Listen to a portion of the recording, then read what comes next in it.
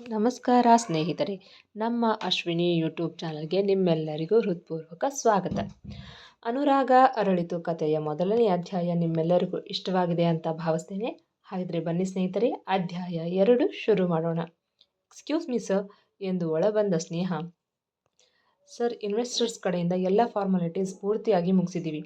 ಇನ್ನೇನಿದ್ರು ನಿಮ್ಮ ಸಿಗ್ನೇಚರ್ ಒಂದು ಬಾಕಿ ಇರೋದು ಎಂದು ಫೈಲ್ನ ಅವನ ಮುಂದೆ ಇಟ್ಟಳು. ಓಕೆ ಸ್ನೇಹ, ನಾನು ಒಂದು ಸಾರಿ ಚೆಕ್ ಮಾಡಿ ಸೈನ್ ಮಾಡ್ತೀನಿ.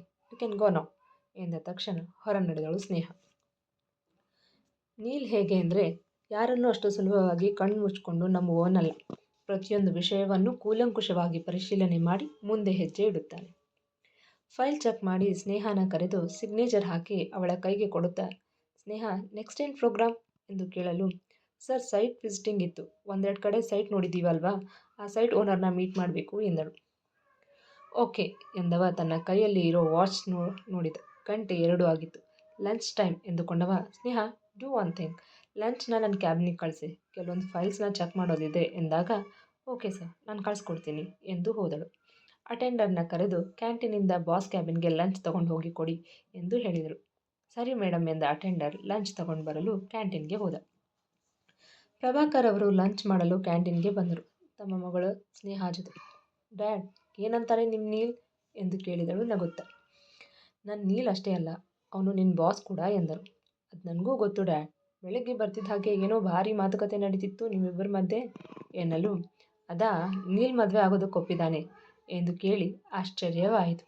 ಓ, ಇದಾ ವಿಷಯ, ಹಾಗಿದ್ರೆ ನೀಲ್ ತಾತನ್ನ ಆಸೆ ಈಡೇರ್ತು ಅನ್ನಿ ಎನ್ನಲು, ಇಲ್ಲ ಸ್ನೇಹ, ನೀಲ್ ತಾಳಿ ಕಟ್ಟೋ ಕಡೆ ಕ್ಷಣದವರೆಗೂ ನನಗಂತೂ ನಂಬಿಕೆ ಇಲ್ಲ ಎನ್ನಲು, ಯಾಕೆ ಡ್ಯಾಡ್ ಹಾಗೆ ಹೇಳ್ತಿದ್ದೀರಾ, ನೀಲ್ ಮದುವೆಗೆ ಒಪ್ಪಿದ ಮೇಲೆ ಮತ್ತಿನ್ನೇನು ಪ್ರಾಬ್ಲಮ್ ಎಂದು ಕೇಳಲು, ಮದುವೆಗೇನೋ ಒಪ್ಪಿದ್ದಾನೆ, ಆದರೆ ಎಂದು ತಮ್ಮ ಮಾತನ್ನು ಅರ್ಧಕ್ಕೆ ನಿಲ್ಲಿಸಿದರು.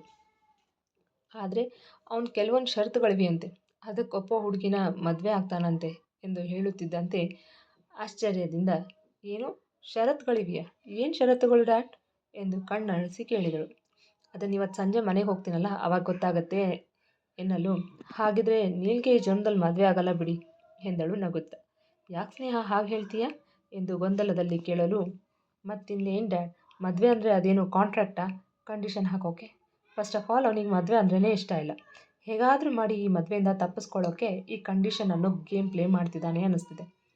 ಡ್ಯಾಡ್, ನಿಮ್ಗೆ ನಿಜವಾಗ್ಲೂ ಅನಿಸುತ್ತಾ ನೀಲ್ ಕಂಡೀಷನ್ನ ಒಪ್ಪಿ ಮದುವೆ ಆಗೋಂಥ ಹುಡುಗಿ ಸಿಗ್ತಾಳೆ ಅಂತ ಎಂದು ಪ್ರಶ್ನಿಸಲು, ಅವನ ಕಂಡೀಷನ್ ಏನು ಅಂತ ಗೊತ್ತಿಲ್ಲದೆ ಹುಡುಗಿ ಸಿಗ್ತಾಳೋ ಇಲ್ವೋ ಅಂತ ಹೇಗೆ ಡಿಸೈಡ್ ಮಾಡೋದಕ್ಕಾಗತ್ತೆ ಎಂದರು.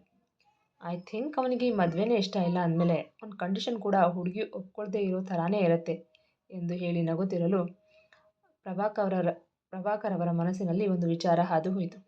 ನೋಡೋಣ ಏನಾಗತ್ತೆ ಅಂತ. ಸ್ನೇಹ, ನಿಂಗೊಂದು ಮಾತು ಕೇಳಲ್ಲ ಎಂದಾಗ, ಕೇಳಿ ಡ್ಯಾಡ್, ಅದಕ್ಕೆ ನನ್ನ ಪರ್ಮಿಷನ್ ಕೇಳೋ ಅಗತ್ಯ ಇಲ್ಲ ಎಂದಳು. ನೀಲ್ ಬಗ್ಗೆ ನಿಂಗೇನು ಅನಿಸುತ್ತೆ ಎಂದು ಕೇಳಿದಾಗ, ನನಗೇನನ್ಸುತ್ತೆ ಅಂದರೆ ಅರ್ಥವಾಗದೆ ಕೇಳಿದಳು. ಐ ಮೀನ್, ಅವನನ್ನು ನೋಡಿದ್ರೆ ಅವನ ಗುಣ ಸ್ವಭಾವ ಹೇಗನ್ಸುತ್ತೆ ಅಂತ ಕೇಳಿದ್ದು ಎನ್ನಲು, ಹೇಗೆ ಅಂದರೆ he is the gentle man. ಇಷ್ಟು ದಿನದಲ್ಲಿ ಒಂದಿನಾನು ಯಾವ ಹುಡುಗಿ ಹತ್ರನೂ ಕೆಟ್ಟದಾಗಿ ನಡ್ಕೊಂಡಿಲ್ಲ, ಒಂದು ಹುಡುಗಿ ಜೊತೆ ಫ್ಲರ್ಟ್ ಮಾಡಿಲ್ಲ. ನಂಗೆ ಅವನ ಬಗ್ಗೆ ಆಶ್ಚರ್ಯ ಆಗೋ ವಿಷಯ ಅಂದರೆ ಈಗಿನ ಕಾಲದಲ್ಲೂ ಈ ರೀತಿ ಹುಡುಗರು ಇರ್ತಾರಾ ಅಂತ. ಇಲ್ಲಿವರೆಗೂ ಒಂದು ಹುಡುಗಿ ಮೇಲೂ ಲವ್ ಹೋಗಲಿ, ಕ್ರಶ್ ಕೂಡ ಆಗಿಲ್ಲ. ದೊಡ್ಡ ದೊಡ್ಡ ಬಿಸ್ನೆಸ್ ಮ್ಯಾನ್ಗಳು ಮಕ್ಕಳ ಪ್ರಪೋಸಲ್ ಬಂದು, ಅವ್ರ ಮಕ್ಕಳೆಲ್ಲ ಹೈಫೈ ಜನ, ಅವ್ರ ಉಡುಗೆ ತೊಡುಗೆ ಊಟ ನೋಟ ಎಲ್ಲ ಹೈಫೈ. ಅವ್ರ ಎಜುಕೇಷನ್ ಕೂಡ ಫಾರಿನಲ್ಲೇ ಮಾಡಿರೋರು, ಮುಖ್ಯವಾಗಿ ತುಂಬ ಓಲ್ಡ್ ಹುಡುಗಿಯರು. ಅವರೆಲ್ಲರನ್ನೂ ನೋಡಿದ್ರು ಈ ಮನುಷ್ಯನಿಗೆ ಫೀಲಿಂಗ್ಸೇ ಬರಲ್ಲ. ಒಂದೊಂದು ಸಾರಿ ಅನಿಸುತ್ತೆ ಇವನೇನು ಹೃದಯನ ಇಲ್ಲ ಕಲ್ಲು ಬಂಡೆನಾ ಅಂತ. ಇಷ್ಟೊಂದು ಸಂಯಮದಿಂದ ಇರೋದಕ್ಕೆ ಹೇಗೆ ಸಾಧ್ಯ ಅಂತ ಆಶ್ಚರ್ಯ ಆಗತ್ತೆ ಎನ್ನಲು, ಅಂದರೆ ನಿನ್ನ ಮಾತಿನ ಅರ್ಥ ಅವನು ವರ್ಜಿನ್ ಅಂತಾಯಿತು ಎನ್ನಲು, ವರ್ಜಿನ್ ಅಂತ ಹೇಳೋದಕ್ಕಾಗಲ್ಲ, ಫಾರಿನಲ್ಲಿ ಅದೇನೇನು ಮಾಡಿ ಬಂದಿದ್ದಾನೋ ಯಾರಿಗೆ ಗೊತ್ತು, ಇಲ್ಲಿ ಮಾತ್ರ ಹೀಗೆ ಎಂದಳು ಅನುಮಾನದಿಂದ. ಸ್ನೇಹ, ಅವನು ನಿಜವಾಗ್ಲೂ ವರ್ಜಿನ್ ಇದ್ದಾನೆ, ಅದಕ್ಕೆ ನಾನು ಗ್ಯಾರಂಟಿ ಎಂದಾಗ ಸ್ನೇಹಕ್ಕೆ ಆಶ್ಚರ್ಯವಾಗಿತ್ತು. ಡ್ಯಾಡಿ, ಏನು ಹೇಳ್ತಿದ್ದೀರಾ, ಅದೇ ಹೇಳ್ತೀರಾ ಅವ್ನು ವರ್ಜಿನ್ ಅಂತ ಎಂದು ಕೇಳಲು, ಹೇಗೆ ಅಂದರೆ ಚಲಪತಿ ಸರ್ ಅವನು ಲಂಡನ್ಗೆ ಹೋದ್ಮೇಲೆ ಅವನ ಮೇಲೊಂದು ಕಣ್ಣಿಡೋದಕ್ಕಂತಾನೆ ಅವನ ಹಿಂದೆ ಒಬ್ಬರನ್ನ ನೇಮಿಸಿದ್ರು. ಅವರು ಇವನ ಬಗ್ಗೆ ದಿನ ಇವನ ಪ್ರತಿಯೊಂದು ಆಗು ಹೋಗುಗಳ ಬಗ್ಗೆ, ಅವನ ಚಲನವಲನದ ಬಗ್ಗೆ ದಿನ ವರದಿ ಒಪ್ಪಿಸ್ತಿದ್ರು. ಹಾಗೆ ಎಷ್ಟೊಂದು ಹುಡುಗಿಯರು ಇವನ ಅಂದ ಚಂದಕ್ಕೆ, ಹಣ ಆಸ್ತಿ ಅಂತಸ್ತಿಗೆ ಬಿದ್ದವರಿಗೆ ಲೆಕ್ಕನೇ ಇಲ್ಲ. ಇವನನ್ನು ಬುಟ್ಟಿಗೆ ಹಾಕೊಳ್ಳೋದಕ್ಕಂತಾನೆ ಏನೇನೋ ಸರ್ಕಸ್ ಮಾಡಿದ್ರು ಅವ್ರು ಯಾರ ಬಲೆಗೂ ಬಿದ್ದಿಲ್ಲ. ಸ್ನೇಹ, ನೀಲ್ ಅಪ್ಪಟ ಬಂಗಾರ, ಆ ಬಂಗಾರಕ್ಕೆ ಹೊಳಪು ಬರಬೇಕಾದ್ರೆ ಅದನ್ನು ಕುಲುಮೆಯಲ್ಲಿ ಬೇಯೋದಕ್ಕೆ ಬಿಡಬೇಕು. ಆಗ ಅದಕ್ಕೆ ಹೊಳಪು ಬರುತ್ತೆ. ಹಾಗೆ ನೀಲ್ಗೂ ಕೂಡ ಒಂದೊಳ್ಳೆ ಸಂಗಾತಿಯ ಅವಶ್ಯಕತೆ ಇದೆ. ಆ ಸಂಗಾತಿ ಅವನ ಹೃದಯದಲ್ಲಿ ಅನುರಾಗ ಅರಳಿಸಿ ತಾಯಿ, ತಂದೆ, ಗೆಳತಿ, ಹೆಂಡತಿ ಎಲ್ಲರ ಪ್ರೀತಿಯನ್ನು ಕೊಟ್ಟಾಗ, ಅದನ್ನು ಅರ್ಥ ಮಾಡಿಸಿದಾಗ ಬಂಗಾರಕ್ಕೆ ಹೇಗೆ ಹೊಳಪು ಬರುತ್ತೋ ಹಾಗೆ ಇವನ ಜೀವನ ಕೂಡ ಹೊಳಪಿನಿಂದ ಕೂಡುತ್ತೆ. ಈಗ ನೀನೇನು ಹೇಳಿದೆ ನೋಡು, ಕಲ್ಲು ಹೃದಯ ಅಂತ. ಆ ಹೃದಯದಲ್ಲಿ ಅನುರಾಗ ಅರಳುತ್ತೆ.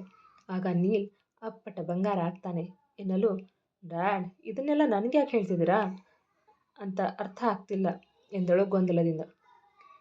ಸ್ನೇಹ, ನಾನು ನೇರವಾಗೇ ಕೇಳ್ತೀನಿ, ನೀನು ನೀಲ್ನ ಮದುವೆ ಆಗ್ತೀಯಾ ಎಂದು ಕೇಳಲು,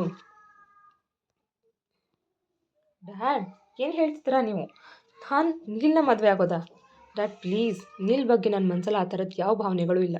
ಅದು ಅಲ್ಲದೆ ನೀವು ಹೇಳೋ ಹಾಗೆ ಅವನಲ್ಲಿ ಪ್ರೀತಿ ಹುಟ್ಟಿ ಅವ್ನು ನನ್ನನ್ನು ಪ್ರೀತಿಸಿ ನಮ್ಮ ಸಂಸಾರ ಶುರು ಮಾಡೋ ಅಷ್ಟರಲ್ಲಿ ನಾನು ಮುದುಕಿ ಆಗಿರ್ತೀನಿ ಅಷ್ಟೆ. ಎಷ್ಟೋ ಸಾರಿ ನಾನು ಅವ್ನ ಸಮೀಪ ಇದ್ದರೂ ಎಷ್ಟೇ ಮಾಡರ್ನ್ ಡ್ರೆಸ್ ಹಾಕಿದ್ರೂ ಕಣ್ಣೆತ್ತಿ ಸಹ ನೋಡಲ್ಲ. ಅಂಥ ಕಲ್ಲು ಬಂಡೆನ ಕರಗಿಸೋವಷ್ಟು ಪೇಷನ್ಸ್ ನನ್ನಲ್ಲಿಲ್ಲ. ಸಾರಿ ಡ್ಯಾಡ್, ಐ ಕಾಂಟ್ ಎಂದು ಹೇಳಿದವಳು ಊಟ ಆಗಿದ್ದರಿಂದ ಎದ್ದು ಆಫೀಸ್ಗೆ ಹೊರಟಳು. ಪ್ರಭಾಕರ್ ತಮ್ಮ ಮಗಳು ಹೋಗುವ ದಾರಿಯನ್ನೇ ನೋಡುತ್ತಾ ನಿಟ್ಟುಸಿರು ಬಿಟ್ಟರು. ನೀಲ್, ನಿನ್ನ ಹೃದಯದಲ್ಲಿ ಅನುರಾಗ ಅರಳಿಸೋ, ನಿನ್ನ ಜೀವನಕ್ಕೆ ಬಣ್ಣ ತುಂಬೋ ಆ ಹುಡುಗಿ ಎಲ್ಲಿದ್ದಾಳೋ ಏನು? ಆ ದೇವರೇ ಬಲ್ಲ. ನಾವು ನಮ್ಮ ಪ್ರಯತ್ನ ಮಾಡ್ತೀವಿ, ಮಿಕ್ಕಿದ್ದು ಆ ಭಗವಂತನಿಗೆ ಬಿಟ್ಟಿದ್ದು ಎಂದು ನಿಟ್ಟುಸಿರು ದಬ್ಬಿದರು. ಸ್ವಲ್ಪ ಹೊತ್ತು ಸುಮ್ಮನೆ ಕುಳಿತ ಪ್ರಭಾಕರ್ ತಮ್ಮ ಗೆಳೆಯನಾದ ಸುಧಾಕರ್ ಹತ್ತಿರ ಯಾರಾದರೂ ಬ್ರೋಕರ್ ಪರಿಚಯ ಇದ್ದಾರಾ ಎಂದು ಕೇಳಿ ತಿಳಿದು ಅವರ ಫೋನ್ ನಂಬರ್ ತೆಗೆದುಕೊಂಡು ಆ ಬ್ರೋಕರ್ಗೆ ಕಾಲ್ ಮಾಡಿದರು.